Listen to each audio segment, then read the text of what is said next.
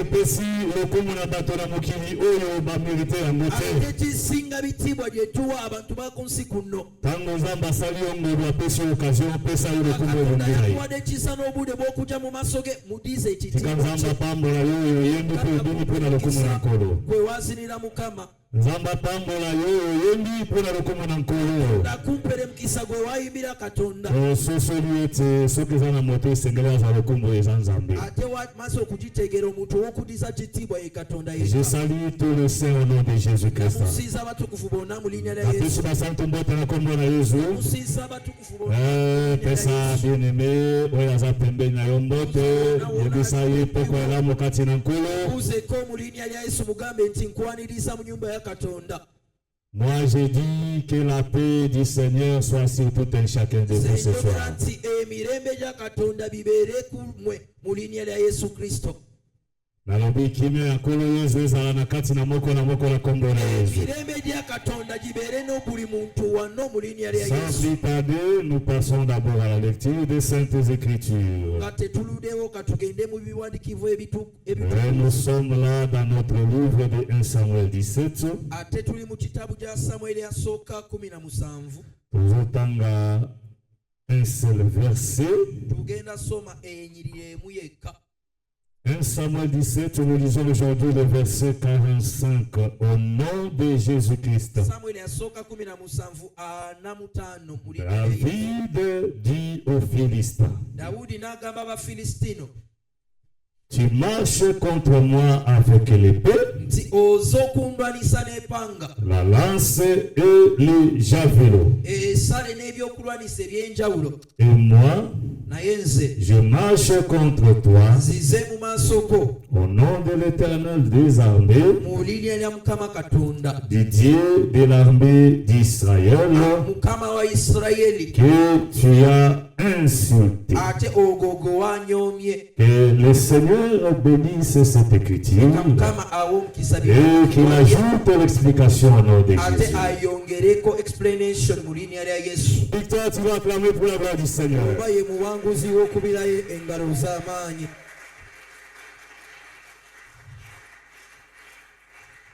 À chaque fois que je me représente devant le Seigneur, tango nakotaka na bozindo ya Yesu, nabandi koyemba baloyembo lokola oyo ebosanisaka ngai mokili. Namikutaka ete libanda ya Yesu bomo eza te. Namikutaka ete libanda ya Yesu lobiko eza te. Libanda ya Yesu victoire eza te.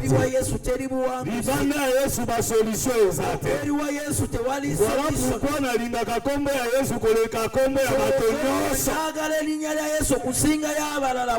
Je te dis so eza na kombo esengeli olingango mingi na vi na yo, aimez le nom du Seigneur Jésus. Linga Yesu koleka nyonso. Ça je le répète à tout moment. Il ne te décevra jamais. En aucun jour, vous allez la décevoir. Et ça, vous allez la décevoir. Parce que moto atikali obe moto. Moto, naibisi yo moto. Kosala malamu lelo. Kosala malamu lobi. Kosala malamu emwa. Emwa eza mingi soke salemi te moto abandi koanga. Okotika lozo mituna yeka kaoyo to yote. Ogenda berango webuza o achali o. Abosanite. Anyelabide o. Azamoto. Achali o muntu. Azamoto. Achali o muntu. Ça peut arriver qu'aujourd'hui awanga dibola munyoso sa. Sobolo kutuka na kwerabila byonna. Mais le Seigneur de gloire. Ayeka tonda wachitibwa. Ata soki mabe moko ekoti na vi na yo me bolamu yo sala yako bosala ka yakote. Bali wensobi sobolo kuingira mu bulamu boye tasobola kwerabila chilungi. Et pas la biso bato hein. Fait kubantu. Sala malamu obele. Mais sala ka mabe moko. Na egeza kokola ensobi. Mabe wane ekubosa nisa moto bolamu nyonso. Ensobi ejakolo muntu ayerabile ebilungi byonna. Mais pas nzambe zabongo te. Na eri katonda sibo. Pas nzambe katonda. Mabe yo sala. Ensobi chokoze. Omuntu. Tanga kolingo beta. soki akanisi abolamu oyo osala bolamu wana esali kozwangulu na miso ya Nzambe. Voilà pourquoi esengeli olinga Yesu koleka nyonso. Est-ce que mosantu moko aza na ngai elongo? Nalobi Nzambe apambola la présence wana pokwa lelo. Et le Seigneur bénisse ta présence ce soir. Oyebi nini oyo ndenge oyo oyo lokola Yesu alobaki. Venez à moi vous tous ceux qui êtes chargés et fatigués, et moi je vous donnerai du repos. Est-ce que quelqu'un croit à cette parole-là? Est-ce que quelqu'un croit à cette parole-là? Ce soir, comme tu es venu avec les fardeaux, akokitisa mikumba na yo ezangai te. Akokitisa mikumba na yo eza oyo alobi déchargez-vous sur lui de tous vos soucis et de tous vos fardeaux.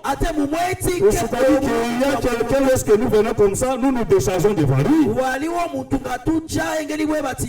Et cette personne-là, il dit, lorsque tu vas te décharger, il va te donner ce qui est léger.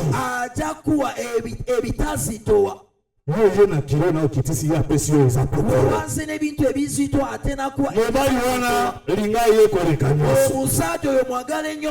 Et cette personne-là, ce soir, c'est lui que je suis en train de t'annoncer. C'est lui que je suis en train d'appeler. C'est lui que j'invoque maintenant. Okenda ke pa ba marabute. Ok pa ba ndokite. Ok pa ba magicien. C'est au lieu devant le marabout de Baal. C'est lui qu'on a toujours appelé fantôme lorsqu'il fait un miracle. N'est-ce pas qu'on a appelé fantôme? Depuis Mokile, il y a qu'un seul homme qui a marché sur les eaux. S'il a parvenu à faire ce miracle-là,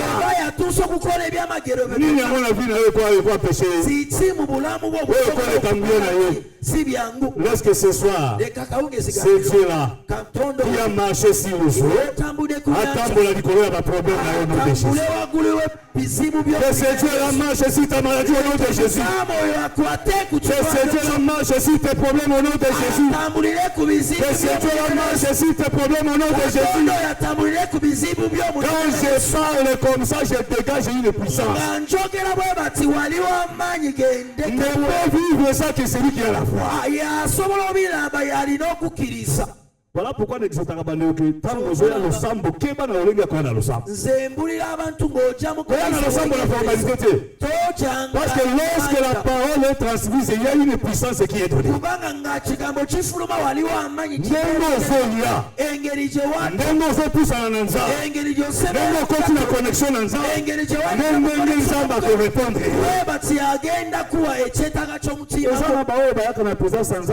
Il est lâche physiquement, mais son cœur est loin de Dieu.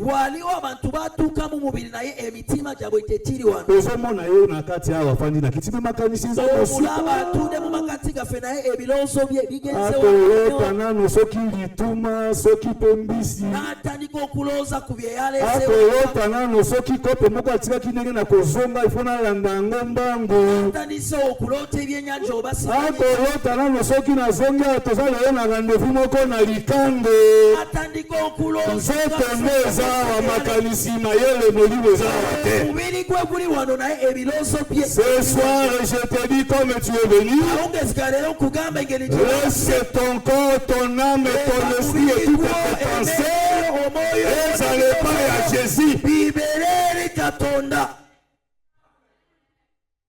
Pourtant, nos oya, tu es venu ici pour recevoir quelque chose. Tu es venu ici pour que Zamba soit quelque chose. Tu es venu ici pour que Obike na loboko. Nani aye kotika moninga? Nani aye kotika moninga? Pour atanga yo na zoteya. Na yepo Nzamba sala loboko na vina ngai. Makondi matena ya pamba boye. Nale kisangonga pamba boye. je sais que tout ce que j'ai fait, Dieu va me récompenser. Dieu va me payer. Parce que ce que ça n'a pas fait, mal à si quand ça on a pas quoi après la sacrifice au salut. Ah banda ko futa yo na le lutte au nom de Jésus. Oui frère. Kuya lo sambo za ka sacrifice. Okuja mukusaba ebera sacrifice. Kuya lo sambo nendo yebo za sacrifice. Kuja kusaba ngewaze wano ebera sacrifice. So tangi livre ya Psaume 126 hein. Soma Zaburi Psaume 126 hein. Zaburi 10:26. Otangi verset 5 na verset 6. Engiri okutano no mukaga. Makomi ebiboye. Ebiwandikibwa bigamba nti ceux qui sèment avec larmes hein. Abali manememeza. Moissonneront avec les chants d'allégresse. Bagenda funa ngabalina esanu nene. Bawe bazo alelo na pizoli ya miso. Abali malelo na amasika. Bakuyaka kubuka mokolo moko na loyembo na kende. Bagenda funa binji ngabasanyuka. Bawe bazo na lelo na kati ya koleleza banani. Abali malelo na amasika beba. Eza bawe bazo ndima sacrifice pona Jésus. Abo bakiriza okwewa yo eri Yesu. Eza bawe bandimi bastika nyoso ko kosala pona moto pona nzoto me baye ko sepelisa Jésus. Abo bakiriza okuleka byonna bye bibasanyusiza. Eza bawe bandimi kotika mokili na elengi na yango pona Jésus. Abo bakiriza okuleka nsino buomu eri okulwa Yesu. Tango azokende na kati ya Yesu azoleka na persécution na tribulation. Ngagenda eri Yesu ayitira mukubone mukubone. Azotala bisika awuti. Ate atunulira mu kifo kye yafamu. Ata na Egypte kuna nazalaki ezalaki bote. Egypte je nabade eleki lisusu. Kubanga wantulese wa. Biloko eleki. Okubona. Eske nakokosonga te. Sisobola okuda amabega. Ah, tango atala lobite. Nasi nakatisaki main rouge. Nazokuyitanya. Lokola nakatisaki main rouge. Naye akozongeza te po mere esi ekangami. Nakende kaka bongo. Atako osobe yango eza makasi. Mela te ezali ete mafuta na nzoi mpe miliki ezozela nga liboso. Andimi sacrifice. Azolona na pasi. Ye alima na mazika. Naye amanyi. Atako mikolo koleka. Oba nakuzigenda. Suka na kubuka. Ate agenda funa. Etango na kubuka. Ngaja kufuna kusasosa na pasi nyoso na uchikoleka. Aja kwelabira obulumi bwonna. Ezabonga Paul azoexote biso. Paulo yatugamba alobi tango moloni azolona nga mukulima ali mukulima alonaka na pasi alima na amasika moyo ebeti ye nakasana mule ebeti ye azonyata basende me azongima kotia momboto tango azotia momboto eza na tango ya pasi metuna ye ozondima pasi mpona nini akoyebi soki nazondima yango mpona yebisima kolona nazoya kovuka etango akoya kobuka tuna ye nyonso yabikelaki akoyebi soki esengo ya kobuka eleki esengo ya kolona eske mosantu moko azosimba ngai mosantu azosimba ngai ce soir nalingi nayebisa yo ke kaka ndenge ozomipesaka koya losambo engeri gy'oli mu kwewa oyo na se ya moyi n'oyita mu kasana okoti na se ya moyi n'oyingira mu kasana ozangi transport obeti makolo obuze transport n'oti mosika oye kaka mpona koluka yesu iride wala jasa okunyonyeza laisse-moi te dire ce soir que ozolonda leka nkugambye akawungezi kalolo nti oli basakrifisi oyo ezosala ya kokata kapongi kosambelaka na butu oyaka na baveye kotula mpona mosala kolima kopesa mbongo mpona mosala je te dis que ozolona balonaka toujours na pasi balonaka toujours na bitumba mais sache que l'espérance ya kobuka ezali et le jour où tu vas commencer à moissonner okobanda koya kotuna yo okoyebisa biso que c'est le Seigneur qui m'a récompensé. Que le Seigneur vous bénisse. La Bible dit celui qui porte la semence en pleurant. Lorsqu'il viendra pour récolter le fruit de la semence, il viendra le récolter avec les chants d'allégresse. Tika lelo bachola yo, tika lelo baseka yo, tika lelo mona na pamba na miso bato. Mema momboto wana, atabo eza bololo, atabo eza tongisa na motema. Je te dis mema yango po sima ya tango, okoya kobuka mbuma oyo kozala esengo na boko. Et laisse que ce Dieu-là puisse te récompenser au nom de Jésus. Tika nzambe wana na poko lelo abanda kofuta wana nyoso sosa ina kombo na Yesu. Tika nzambe wana na poko lelo banda pamusa piso ya biso na kombo na Yesu. Tika nzambe wana abanda kotombola na miso na nom de Jésus. Et celui qui croit à cette parole acclame encore une fois très fort. Oui, nous sommes en train d'avancer en ce qui concerne le bouclier de Goliath. Nous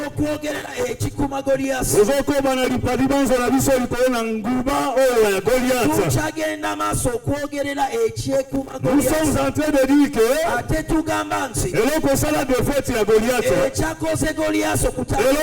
l'échec à Goliath dans le combat, c'était l'absence de bouclier.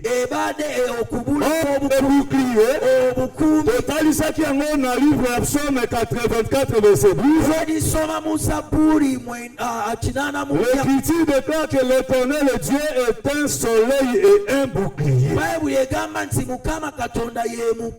Et c'est là où nous allons démontrer que en réalité lorsque David vient devant Goliath,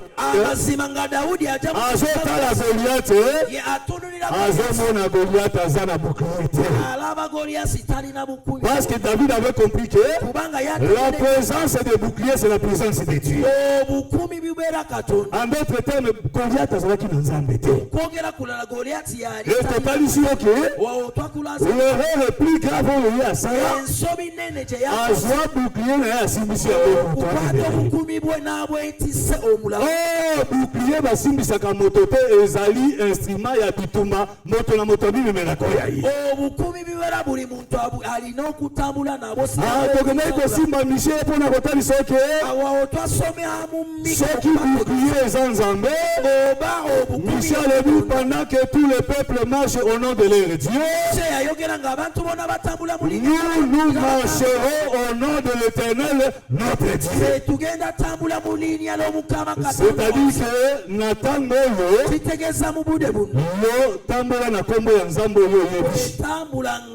Soko yebaka ke nzambe yo za na ende ya solo. Soko yebaka ke yenda sikola yo. Soko yebaka ke yenda bundela yo.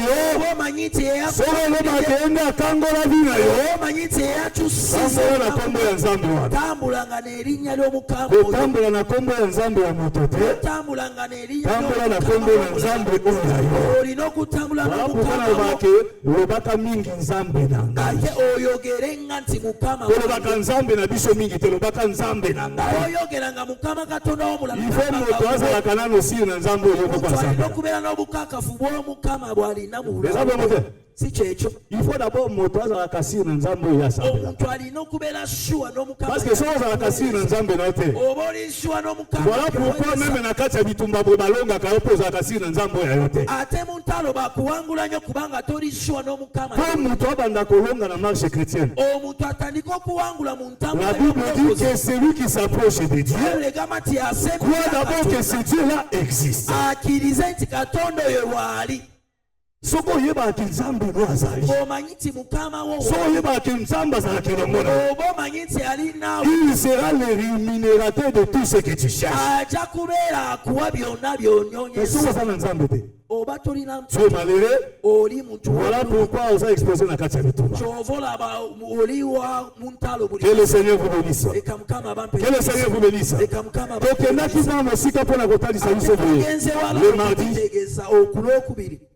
Le combat de David et Goliath. Et Salema kaka na ombo te.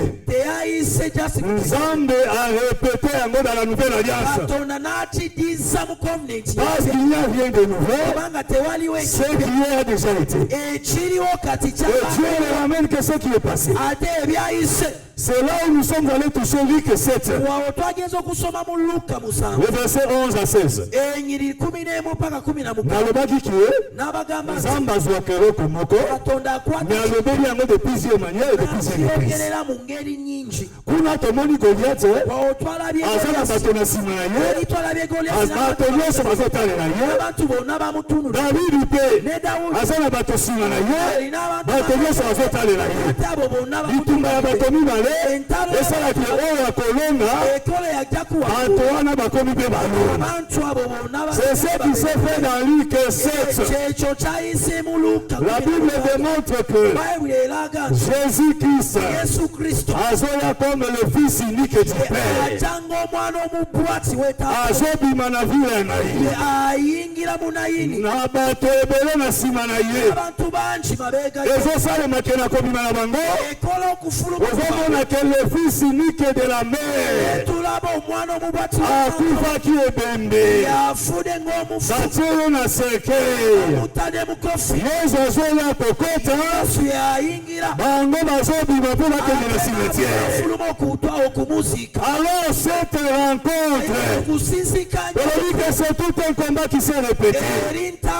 Ce qui s'est fait, c'est ce qui est, c'est ce qui sera. C'était le combat de la vie ou de la mort. Oyo akozala makasi nde akotalisa bokasi te na ye.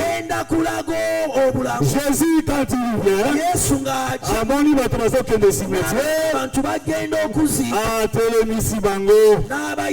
Na kotelemisa bango amoni mama ya mwana mobali oyo ndenge azolia. La Bible dit que le Seigneur eut compassion. Lokola yokaki mawa, lokola kabolaki mawa na mama wana, lokola zwaki pasi ya mama wana ekomi ya yo, akokaki kotika ye kaka akende bongo lisusu te. Il fallait qu'il change mawa ekome esengo. C'est pourquoi la Bible dit la reste les gens qui avaient le cercueil. Et il a touché seulement le cercueil. L'homme qui était à l'intérieur, le fils qui était à l'intérieur du cercueil, la Bible dit que et Jésus a dit lève-toi. Et lorsqu'il s'est levé, Jésus a vu la personne. Nous avons démontré que le fils unique Jésus, il est comme la vie. Parce que il faut qu'on ait battu. Quand on parle de Jésus, c'est la présence de la vie. Je suis le chemin, la vie et la vérité. Voilà pas pour la mission. Le col a eu un bon labanda qui couvre. Il couvre plus. Maintenant, il fallait qu'il couvre un bon moï et banakobunda. Total maintenant, nani a kolonga kati ya kufa na bon. Et lorsque Jésus a zongisi garçon na bon,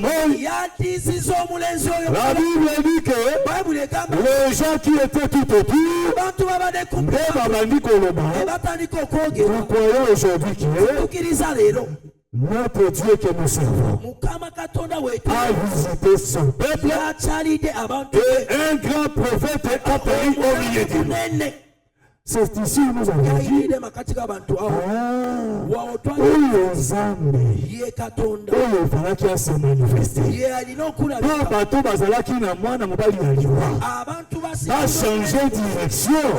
C'était lui qui avait la vie. Yango tango la seku oyo akoya koloba oh mort, où est ta victoire? Oh mort, où est ton aiguillon? C'est-à-dire que la mort a été engloutie par la vie. okufa kwa wangu lokola liwa emelami na bomoi olwakuba ezosalemaki baoyo nyonso bazalaki nsima ya liwa kola abantu bonna babadde mabe bango nyonso bazwingeli okozwa bomoi bonna ne bafuna c'est-à-dire que baoyo bazalaki nsima ya liwa babadde mabe bazalaki kokende na cimetière bali bagenda yesu aye kochange direction na bango olie bakende nzela ya cimetière kugenda bango nyonso bazongi nzela ya bomoi. Et c'est ici nous avons toujours dit que soki moto akutani na nzambe achangeaka direction na ye soki moto akutani na nzambe nzambe achangeaka direction na ye soki ozalaki kokende na nzela oyo nzambe ozokutana na nzambe nzambe achange o direction soki na direction ya nzambe. Que le Seigneur vous bénisse. Que le Seigneur vous bénisse. C'est ici que nous avons compris que Jésus représentait David par excellence. Et le fils unique de sa mère représentait Goliath dans l'ombre. C'est un exemple que nous prenons. Parce qu'il faut que dans la Bible, il y a des types, il y a des ombres, il y a aussi des exemples. Et aussi comme un exemple, on a compté Ango bazo ya liboso ya Jésus, Jésus a bongo la liwa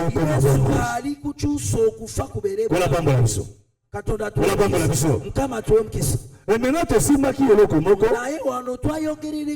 Ça que David avait cité le commissaire. Il a cité la lance, il a cité l'épée, il a cité les javelots. Et maintenant, tango ya zoya. Atanga kite. Bouclier ezalaki epai ya Goliath. Mais ye moko aza kosidentifie azolobaki ngai sikoyo David nazoya liboso na ye au nom de l'Éternel. Maintenant tolobai ke ntango David azoya comme le quatrième à la quatrième position. Ntango azoya na quatrième position aza kosidentifie na eloko oyo amoni ezangi epai ya Goliath. Et nous avons démontré que ce qui manquait chez Goliath, c'est ce qui se retrouve chez David. Et c'est ce que David amène à la quatrième position. Que je viens au nom de l'Éternel. Et c'est le nom de l'Éternel qui est représenté comme le bouclier. C'est ce que le bouclier est à la quatrième position. Est-ce que tu as le nom? Est-ce que tu as le nom? Bouclier tango zoa na quatrième position. Okomona que la quatrième position, c'est la position d'un homme qui se présente devant la tombe. L'homme qui se présente devant la tombe, il vient seulement le quatrième jour. Est-ce que nous sommes ensemble? Cet homme-là, nous disons, c'est Jésus-Christ. Jésus, quand il vient devant la tombe de Lazare, il vient le quatrième jour. Le quatrième jour, pourquoi? Parce que Lazare était déjà enterré. La mort dominait sur lui. Lokola liwezo konza, il faut maintenant moto ya longa kaliwa. Il va changer la mort de Lazare à la vie. C'est pourquoi quand il vient à la quatrième position, il arrive devant la tombe de Lazare. Il va crier. Lazare sort. Awa nde nalobaka ke nzambe ayebaka moto na moto na kombo na ye obikosa te. Nzambe ayebaka moto na kombo na ye. Okanisa te ndenge tozalaka ebele boye tokotia mokulu na miso ya Nzambe po abunga biso jamais. Moto akela yo na ngai eza omitunaka te ndenge nini Nzambe akela moto na moto nelongi na ye. Soki obangaka Nzambe te nayebi so obangaka Nzambe lelo po soki otali kaka moto na moto ndenge akela mwana se ya moi na elongi oyo ya ye. Kaka nano créature oyo ozomona Nzambe atalisi bonene nini akokela yo na elongi na yo ye na elongi na yo. Ce qui prouve que soki tozobanga bato ya mokili nayebi si yo tobangaka mingi koleka Nzambe parce que Nzambe nga na yo toza koadore yo depuis tobanda koadore ti lelo ozo adore moto azaka esprit omonaka ye te osomona ye. Depuis tobelela ka nous invoquons en esprit. Osomona ye. Omona elongi na ye. Moto oyo sambela komona ye te. Mais oza na kondima ozobelela ye par avant. Mais oza obanga moto ya ndenge wana parce qu'il va capable de tout. Amen le Seigneur. Amen le Seigneur. Soki dimwe ozalaka na somo ya Nzambe te bandaka ata kotala bikelamu ekopesa somo ya Nzambe. Oyebi ndenge tozotambola awa na banzela tomoni bakreature oyo Nzambe akela ndenge Nzambe asala yango ti lelo soki olobi okompare na Nzambe okokaka ata mokolo moko te. Otali eloko Nzambe atombola ndenge esalemi olobi ke oyo aza incomparable. Est-ce que nous sommes ça c'est une façon de t'interpeller. Yo lobaka kenga na banga kananga moto te. So bangaka moto ya mokili te bangaka Nzambe. Bangaka Nzambe. Parce que celui qui a le pouvoir sur le souffle de vie ezalaka ye. La Bible dit il a le pouvoir de ôter tout comme de laisser. C'est que soka linga botola yo moto akoto omela. Soka linga bakiselo mikolo akobika moto akoto omela. Kuongera nakuzo kubela mbulamu. Moto ndenge wana ifo kozalaka na bobangi na makasi.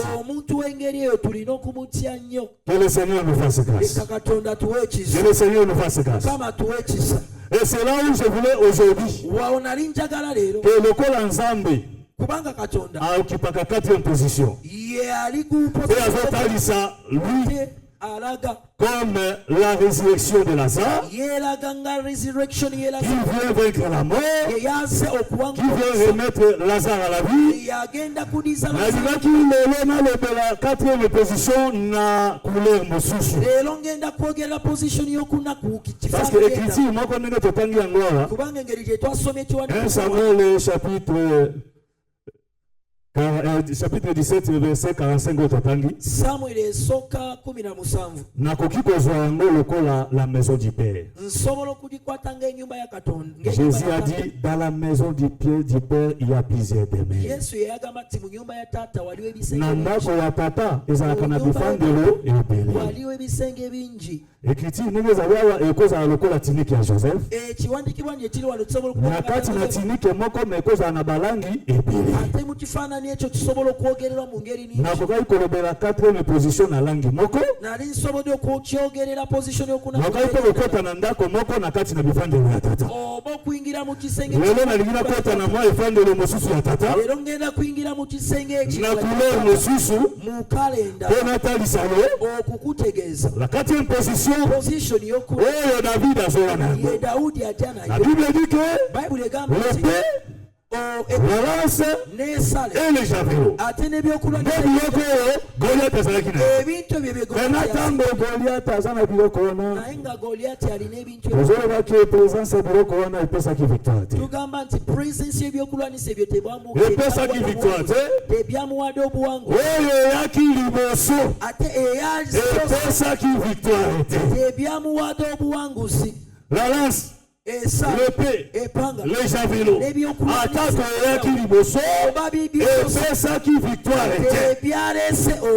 Parce que, nakomona kayango boye, David aye, abinimise yango, alobi ke nakanisa ki ba épée na yo, na balance na onde épée sa victoire.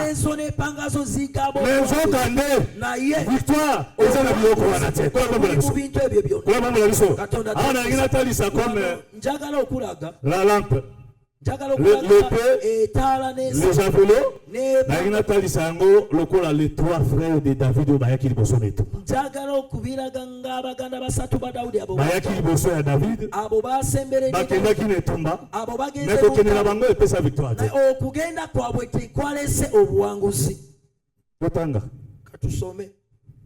1 Samuel chapitre 16. Samuel asoka sura 16.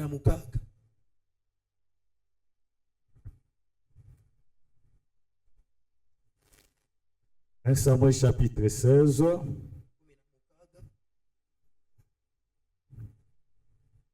Nazouv à partir du verset 6.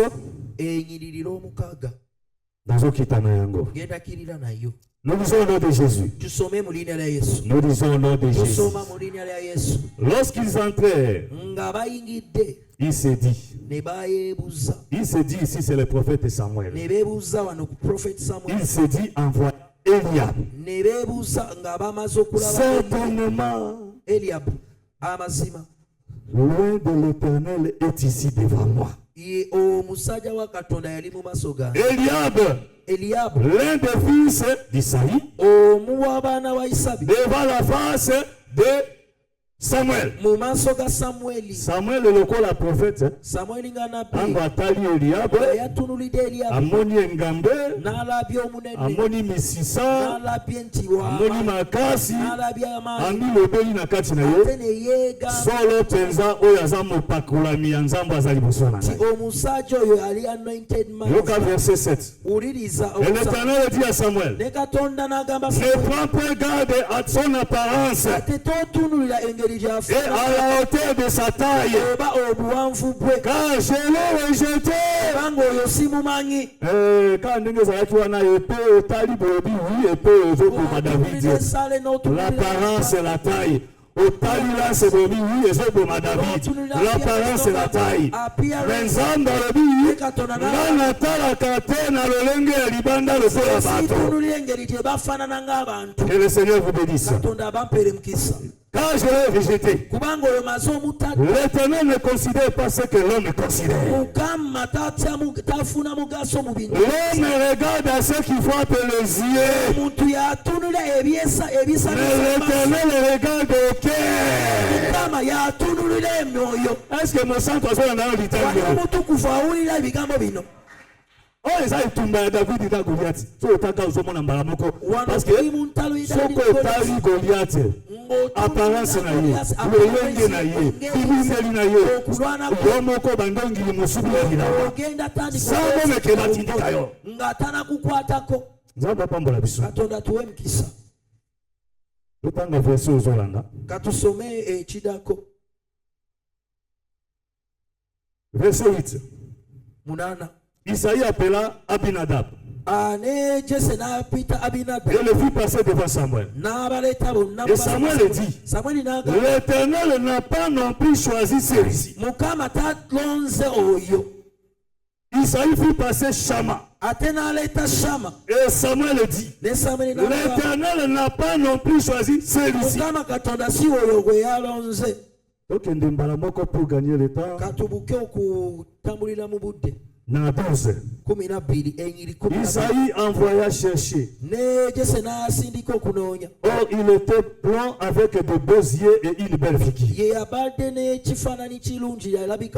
L'Éternel dit à Samuel, lève-toi, ouin-les, car c'est lui. Samuel prit la colle et au milieu de ses frères.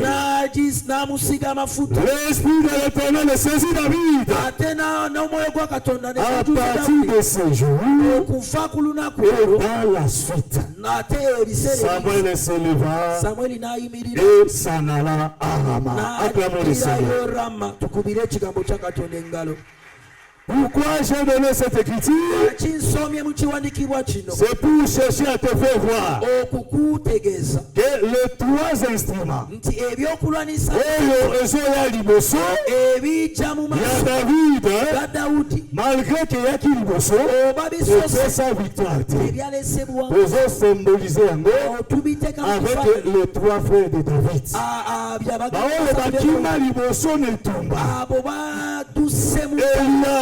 Eliab, Abinadab et Shama, ce sont les trois frères qui ont symbolisé les trois instruments qui sont venus avant, mais qui n'ont pas donné la victoire. Malgré la présence de la victoire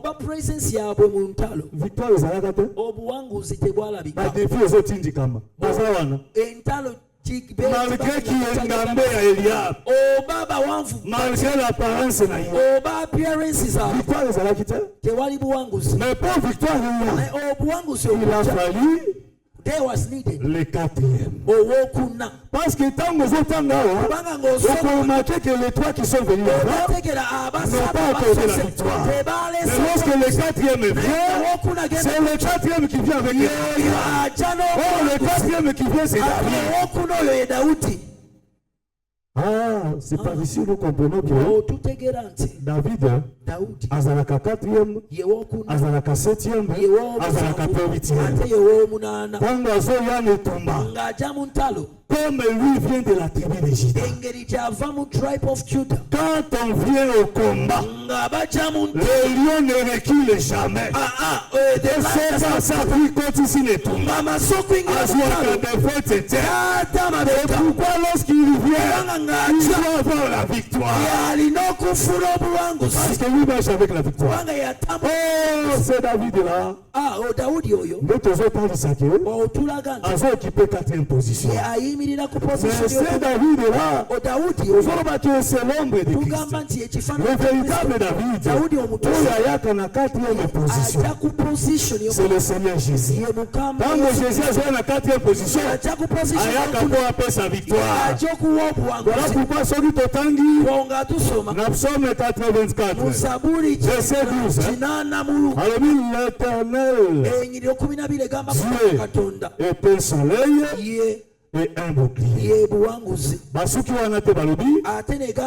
Comme il est un soleil et un bouclier, lui l'Éternel, il donne la grâce, il donne aussi la gloire.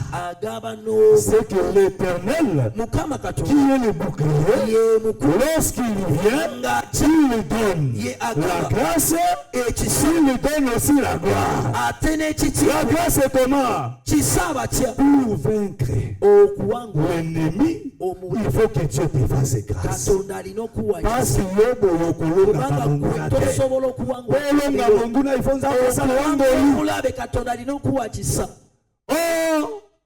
quand nous marchons dans la prophétie, nous allons comprendre que la grâce aussi occupe la quatrième position.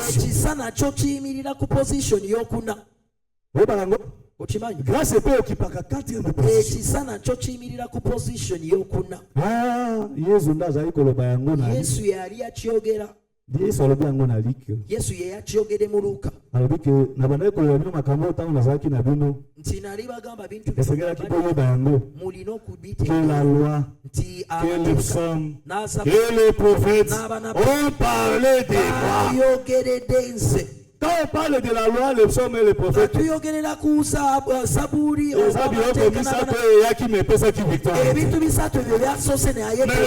lui, la grâce est venue, C'est lui qui a accordé la victoire. C'est lui, lorsqu'on accorde la victoire à quelqu'un, cette victoire est accompagnée avec une épreuve. David a longa, abundi mitumba longi, na simana yango azoza la couronne de gloire. Akoza la couronne de gloire. Akoza la couronne de gloire. Ah, c'est ici où nous comprenons que le chiffre 4 le temps de la loi, le temps de la grâce et le temps des prophètes et des psaumes. Le temps de la grâce est à la 4e position. C'est-à-dire que tout le temps de la loi, des prophètes et des psaumes, il n'y avait pas la vie, il n'y avait pas la victoire. Mais le temps de la grâce, on a vu la victoire. Et après la victoire, on a vu la gloire et qui est couronne. C'est-à-dire qu'aujourd'hui, quand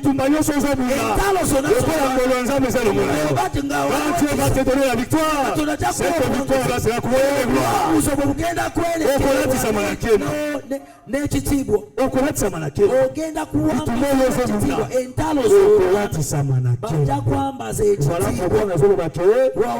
Combat le bon combat avec le Seigneur Jésus.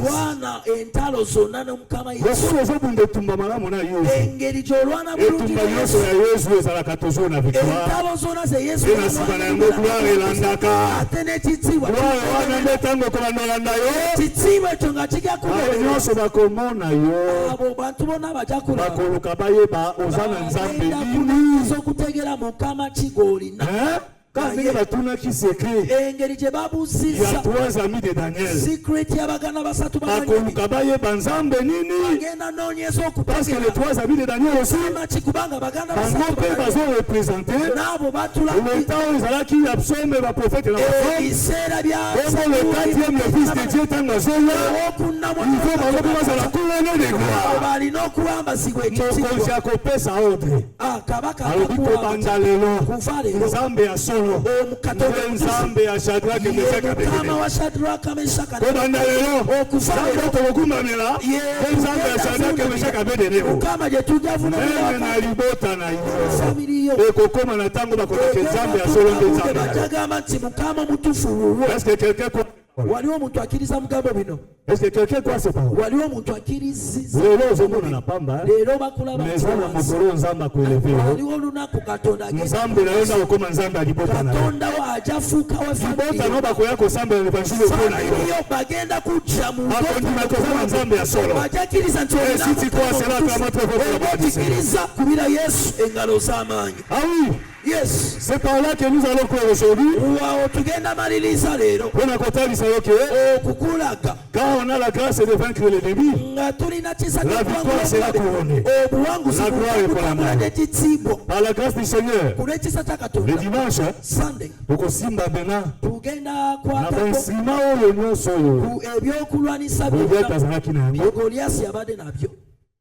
Menza bazosala kake David akozwaka instrument moko. Instrument wana Goliath abandaki kosanservir na yango. Mais ekokoma instrument David akosanservir. Yango nde tokotalisa ye dimanche. Par la grâce du Seigneur, oyebaka ndenge totambolaka boye, Dieu a tout fait avec un but. Il n'y a jamais eu de hasard. Tout ce que Dieu a fait, il a causé avec un but. Pourquoi Dieu permet seulement que David a construit un instrument wana ya Goliath abanda kosanservir na yango. Et yango nde okende kofanda na sanctuaire. Que le Seigneur de gloire vous bénisse. Le Dieu d'Abraham, d'Isaac et de Jacob, que la paix du Seigneur soit ton partage ce soir au nom de Jésus. Amen.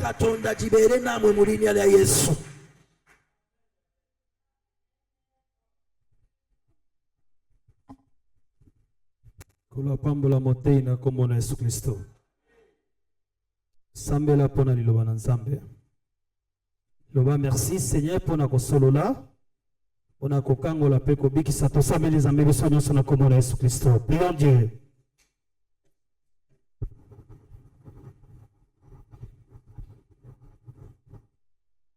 Kolo yo tindaki liloba.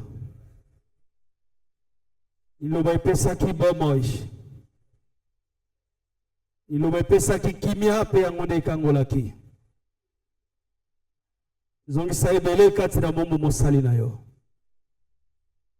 Poko na lelo ezala poko na lipamboli kati na kombo na Yesu Kristo tosambi na kondima tolobi biso nyonso amen. Amen. Betana na maboko pona liloba na Nzambe. Gloire au Seigneur. Tobengi papa na biso pona mambi malingomba.